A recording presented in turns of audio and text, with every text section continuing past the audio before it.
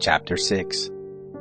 Then Job answered, O that my anguish were weighed, and all my calamity laid in the balances! For now it would be heavier than the sand of the seas. Therefore have my words been rash. For the arrows of the Almighty are within me. My spirit drinks up their poison. The terrors of God set themselves in array against me. Does the wild donkey bray when he has grass? Or does the ox low over his fodder? Can that which has no flavor be eaten without salt? Or is there any taste in the white of an egg? My soul refuses to touch them. They are as loathsome food to me.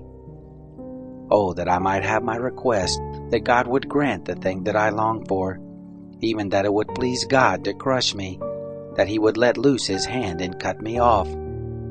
Be it still my consolation. Yes, let me exult in pain that doesn't spare, that I have not denied the words of the Holy One. What is my strength that I should wait? What is my end that I should be patient?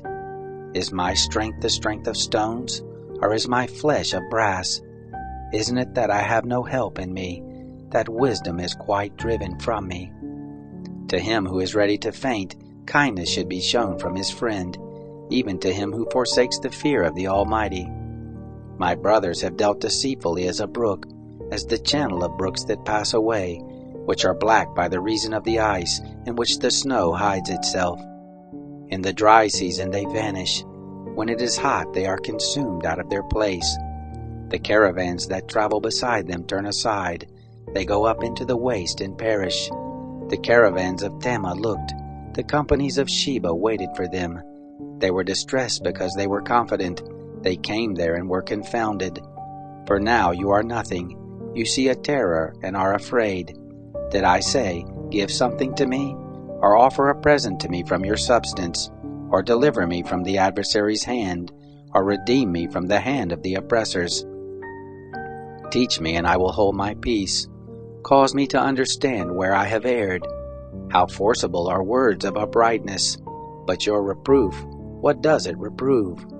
Do you intend to reprove words, seeing that speeches of one who is desperate are as wind? Yes, you would even cast lots for the fatherless, and make merchandise of your friend. Now therefore be pleased to look at me, for surely I shall not lie to your face. Please return, let there be no injustice. Yes, return again, my cause is righteous. Is there injustice on my tongue? Can't my taste discern mischievous things? Chapter 7. Isn't a man forced to labor on earth? Aren't his days like the days of a hired hand?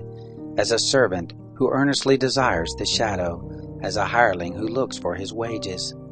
So am I made to possess months of misery. Wearisome nights are appointed to me. When I lie down, I say, when shall I arise and the night be gone? I toss and turn until the dawning of the day. My flesh is clothed with worms and clods of dust. My skin closes up and breaks out afresh. My days are swifter than a weaver's shuttle, and are spent without hope. Oh, remember that my life is a breath. My eyes shall no more see good. The eye of him who sees me shall see me no more. Your eyes shall be on me, but I shall not be. As the cloud is consumed and vanishes away, so he who goes down to Sheol shall come up no more. He shall return no more to his house, neither shall his place know him any more. Therefore I will not keep silent. I will speak in the anguish of my spirit. I will complain in the bitterness of my soul. Am I a sea or a sea monster that you put a guard over me? When I say, my bed shall comfort me, my couch shall ease my complaint, then you scare me with dreams and terrify me through visions, so that my soul chooses strangling, death rather than my bones. I loathe my life. I don't want to live forever. Leave me alone, for my days are but a breath. What is man that you should magnify him, that you should set your mind on him, that you should visit him every morning and test him every moment? How long will you not look away from me, nor leave me alone until I swallow down my spit? If I have sinned, what do I do to you, you watcher of men? Why have you set me as a mark for yourself, so that I am a burden to myself? Why do you not pardon my disobedience, and take away my iniquity? For now I shall lie down in the dust. You will seek me diligently, but I shall not be. Chapter 8. Then Bildad the Shuhite answered, How long will you speak these things? Shall the words of your mouth be a mighty wind? Does God pervert justice, or does the Almighty pervert righteousness? If your children have sinned against him, he has delivered them into the hand of their disobedience. If you want to seek God diligently, make your supplication to the Almighty. If you were pure and upright, surely now he would awaken for you, and make the habitation of your righteousness prosper, though your beginning was small, yet your latter end would greatly increase.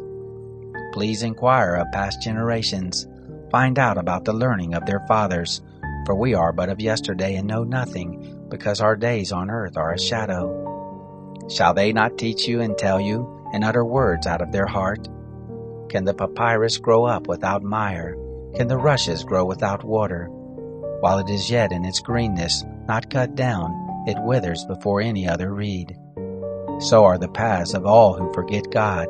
The hope of the godless men shall perish, whose confidence shall break apart, whose trust is a spider's web. He shall lean on his house, but it shall not stand. He shall cling to it, but it shall not endure. He is green before the sun. His shoots go forth over his garden. His roots are wrapped around the rock pile. He sees the place of stones. If he is destroyed from his place, then it shall deny him, saying, I have not seen you. Behold, this is the joy of his way. Out of the earth shall others spring. Behold, God will not cast away a blameless man, neither will he uphold the evildoers. He will still fill your mouth with laughter, your lips with shouting. Those who hate you shall be clothed with shame. The tents of the wicked shall be no more. Chapter 9. Then Job answered, Truly I know that it is so, but how can man be just with God?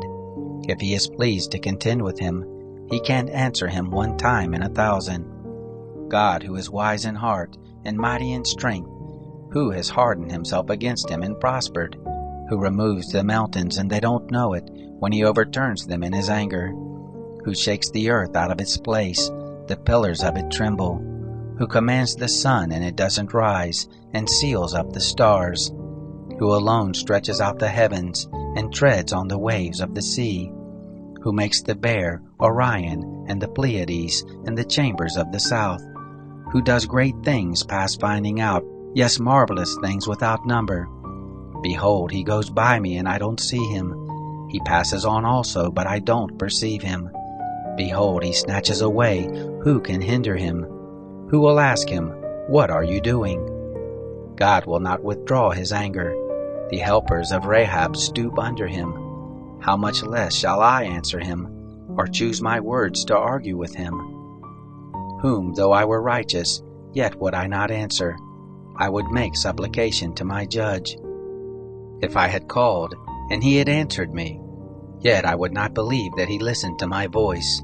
For he breaks me with a tempest, and multiplies my wounds without cause. He will not allow me to take breath, but fills me with bitterness. If it is a matter of strength, behold, he is mighty. If of justice, who says he will summon me? Though I am righteous, my own mouth shall condemn me. Though I am blameless, it shall prove me perverse. I am blameless. I don't regard myself. I despise my life. It is all the same, therefore I say, he destroys the blameless and the wicked. If the scourge kills suddenly, he will mock at the trial of the innocent. The earth is given into the hand of the wicked. He covers the faces of the judges of it. If not he, then who is it? Now my days are swifter than a runner. They flee away, they see no good. They have passed away as the swift ships, as the eagle that swoops on the prey. If I say, I will forget my complaint, I will put off my sad face and cheer up. I am afraid of all my sorrows. I know that you will not hold me innocent. I shall be condemned. Why then do I labor in vain? If I wash myself with snow and cleanse my hands with lye, yet you will plunge me in the ditch. My own clothes shall abhor me. For he is not a man as I am, that I should answer him, that we should come together in judgment. There is no umpire between us that might lay his hand on us both. Let him take his rod away from me. Let his terror not make me afraid. Then I would speak and not fear him, for I am not so in myself.